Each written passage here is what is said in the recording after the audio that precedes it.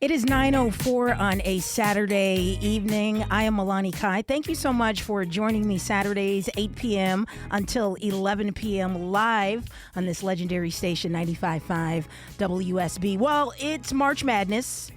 I know it's Easter weekend, Resurrection weekend. I understand that, but we are in the middle of March Madness. And whereas, Kobe, we are home of the UGA Bulldogs, football and basketball. UGA, baby. Yeah. I'm not a big fan, but that's neither here nor there. We are home, but clap, clap, clap for them.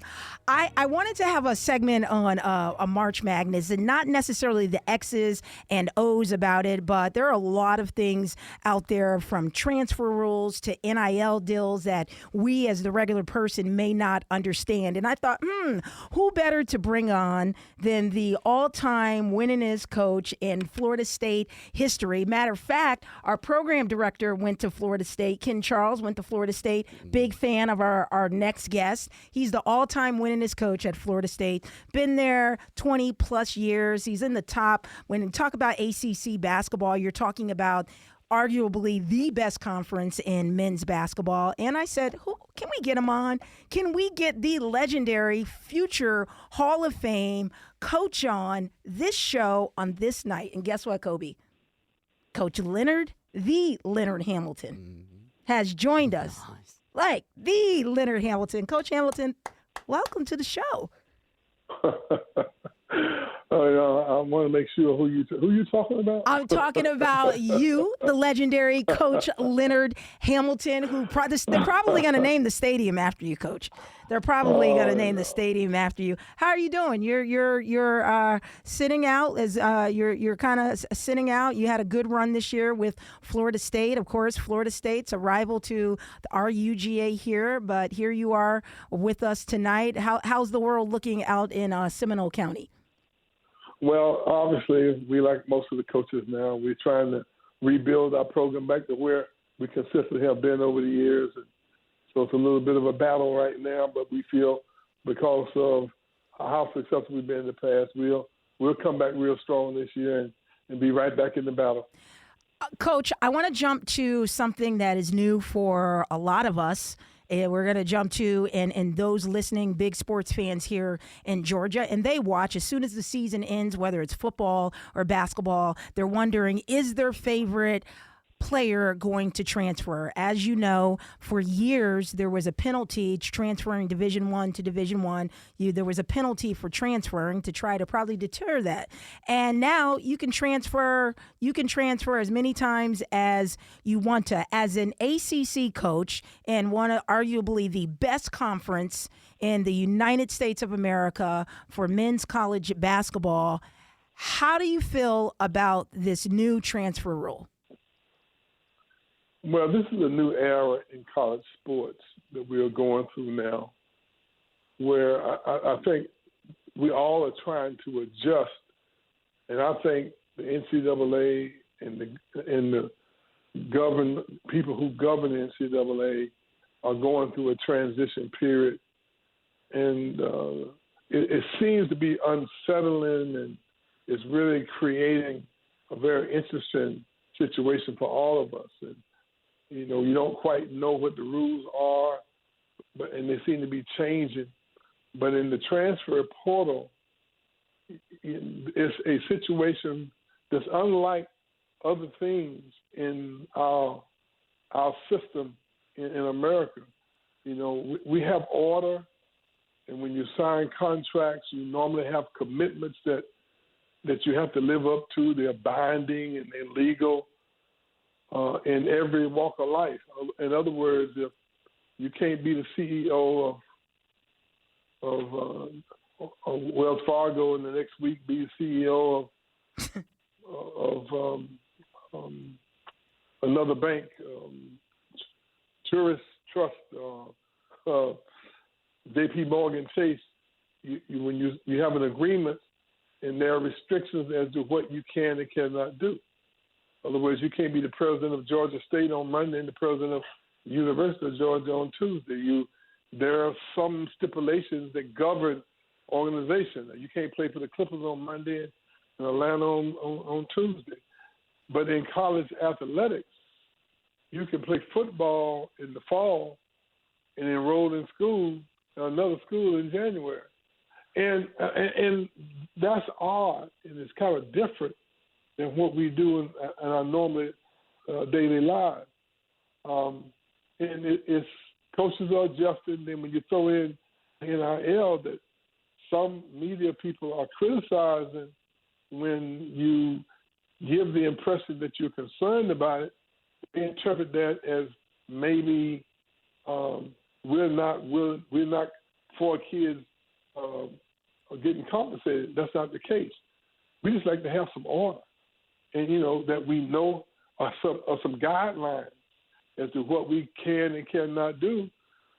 But right now, it's a lot of uncertainty going on who you're gonna have back next year.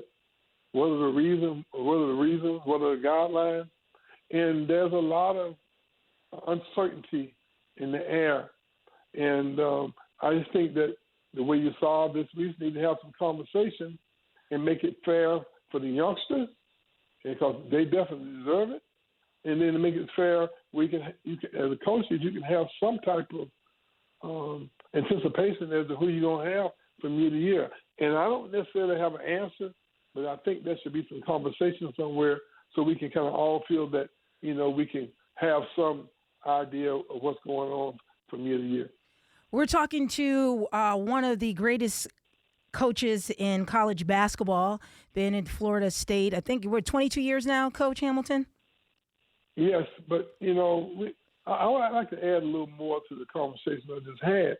The thing that concerns the most that no one says anything about it is that last year, I believe there was close to somewhere around 20% of the basketball players that put their name in the draft, and I think it was close to 2,000 of them, that did not get scholarships.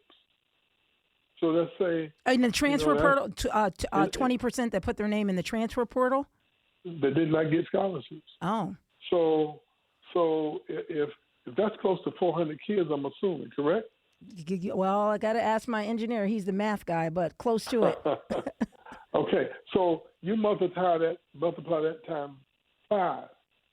So my point is that even though we're excited, concerned, and we approve the transfer portal, what about those kids who put their name in the portal and don't get scholarships? And so now, over a 5-year period, you got,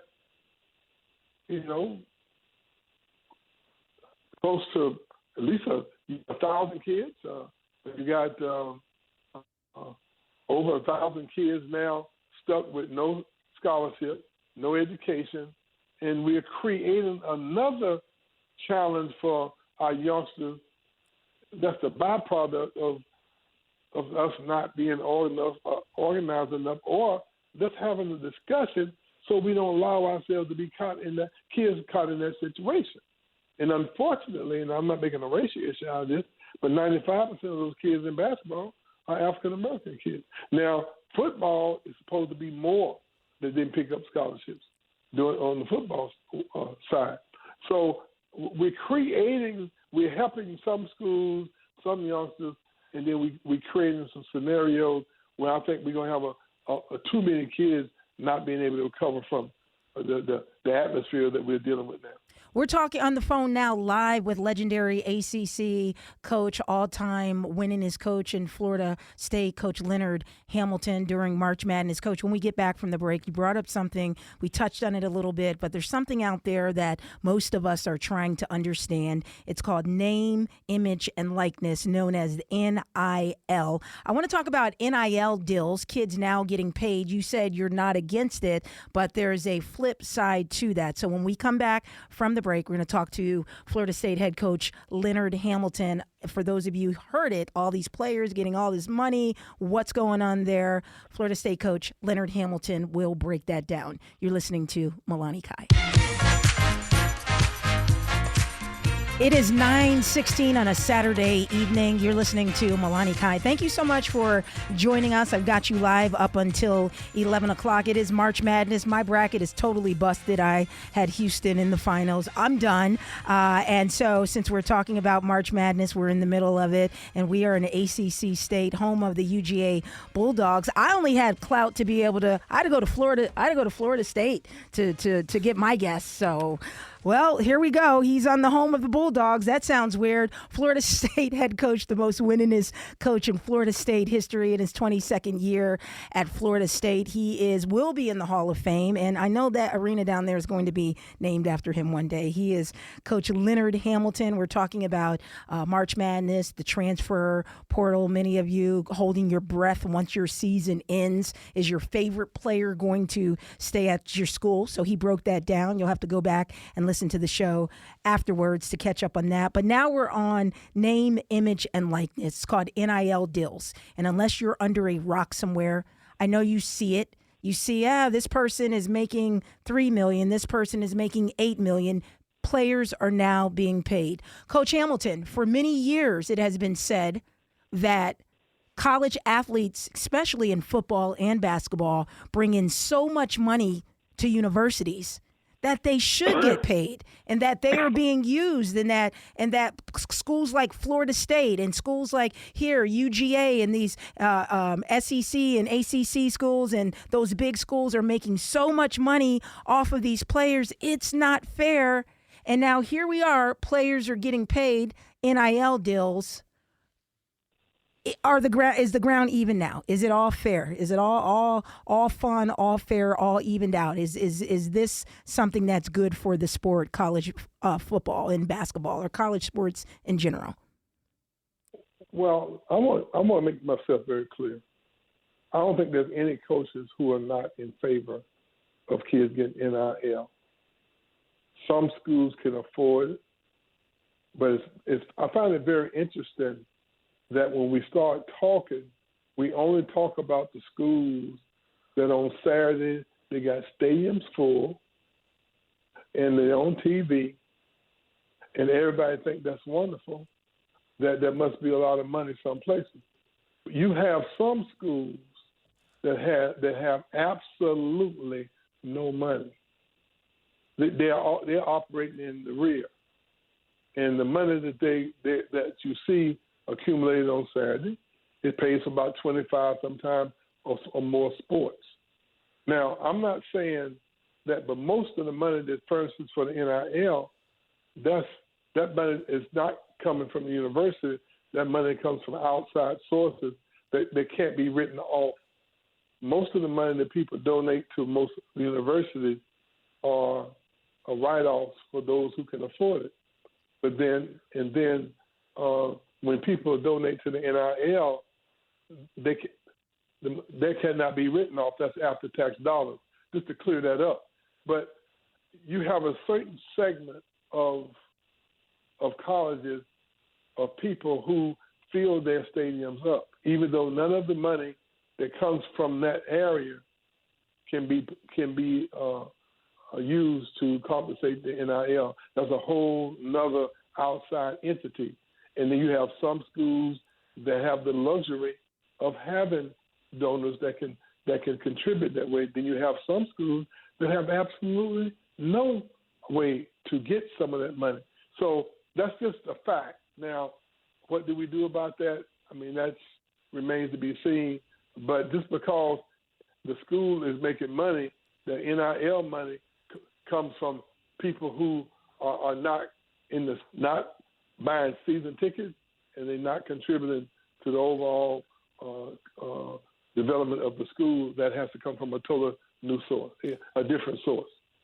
Coach Hamilton, Florida State head men's basketball coach, 22 years now, one of the all-time winningest coaches, the all-time winningest coach for Florida State. How does these NIL deals, from what you're seeing so far, affect individual players? Let's say when I was playing we didn't have that. So when I'm playing for Syracuse, let's just say one of the players on the team has a $3 million deal, and maybe I have no deal whatsoever. I wonder how that would affect me. I'm not there, but are there any psychological or team momentum effects that you think that this could happen, that could happen with teams with the player getting a whole lot of money, maybe a player not getting anything? Well, here again, I think every situation is different. You're going to have chemistry issues and situations that develop all the time anyway. I mean, so that's something we have to just deal with. Sometimes it's playing time, sometimes it's shot selection, and then now you throw in the NIL. I don't know how different guys are dealing with it. I would imagine that this is new for everybody. Everybody's adjusting. I'm sure it's affecting some teams more than others. It might be affecting some individual players more than others. But I think that when you're dealing with teenagers, there are a lot of different things that affect, their mindset. They're growing and maturing and developing from teenagers to young adults. And a lot of different things affect them. So it's just another set of circumstances that we have to deal with. Some guys don't have any problems, and some people say they have plenty of problems. So, Coach Leonard Hamilton, how has this affected? Of course, you come down to Georgia all the time, and you play. Georgia Tech is in your league. You play Georgia Tech, and the ACC, I think, arguably, now that the Big East was dismantled, the best conference in basketball. SEC may argue against that, but you've got big schools here: Georgia, University of Georgia, Georgia Tech. You've got, and you're in all those schools in the ACC. My Syracuse. Does it change the way that you guys now have to recruit? Is it a different world with the, players looking for money versus looking for the best fit for them basketball and academic wise? Well, this is here to stay. And there's not one situation that affects programs more so than the others. There's not one method of recruiting. There's not one method that you can use to sort out these new circumstances that we're dealing with.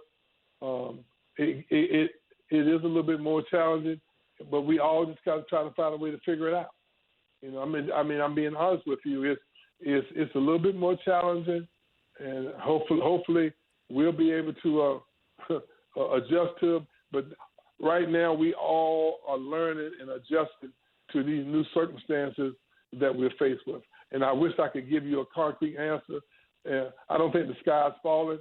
I just think that it'd be nice if we had some guidelines that would help us a little bit, but that's not the world we live in. You can complain about it and worry about it all you want to, but the bottom line is you got to go and deal with it the best way you can. If there's not one way that I can recommend to you that you sort through this, because it's extremely challenging and it's different. And when you're going through something new for the first time, we have some of us complain, some of us will work through it, but at the end of the day, you got to figure it out and you got to find a way. Coach Leonard Hamilton, you have a great story to tell. You've been coaching, you're 75 years young, coaching at Florida State for 22 years, but you're in the winningest coach in the Florida State Histories program, absolutely. But you are up there with, as far as ACC coaches, you've got Mike Krzyzewski, I don't even know how to, Mike Duke, Dean Smith, North Carolina, Roy Williams, North Carolina, Gary Williams, Maryland. You passed Bobby Crimmins from Georgia Tech here, and you are on that list as one of the greatest coaches ever, not just in the ACC, but in basketball. And you've got a story. We can't get into it tonight, but I'm interested in seeing your book that's coming out. I don't know. Maybe I'm being prophetic. Your book that's coming out and your screenplay that has to come out about your life, because you were coaching in an era where African-American coaches, you were playing in that era and coaching in an era where African-American coaches, it wasn't the easiest thing. So we'll have to get into that next time. So thank you, Coach Hamilton, taking time out of your schedule. Thank you so much. And I look forward to coming on again sometime. But listen, please don't let anybody tell you that I said I'm not for kids. That's not what I'm saying. Somehow or another, that whenever there's a discussion, there appears to be guys want to say coaches are.